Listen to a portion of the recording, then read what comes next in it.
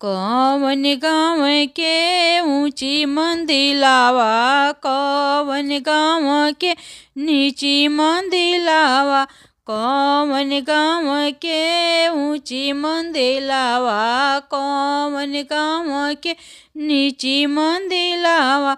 ए जी कवन गाँव के हवन सवादागर पुतावा, खेले के मांगे फूल के गेंदावा।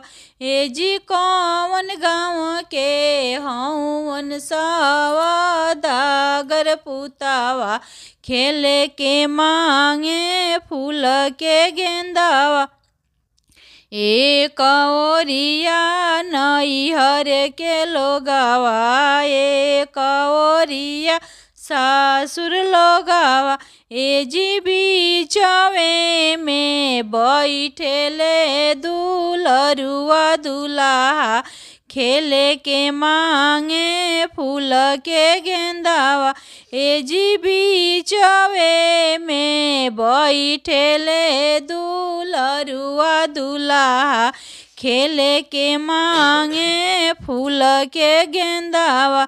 जीती गईले दुल्हा के पापा, हारी गईनी दुल्हन के पापा। जीती गईले बेटा के पापा, हारी गईनी बेटी के पापा।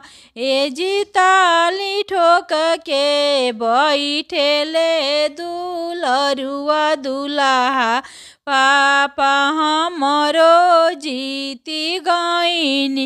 ए जी ताली ठोक के बैठेले दुलरुआ दुल्हा, पापा हमरो जीती गईनी।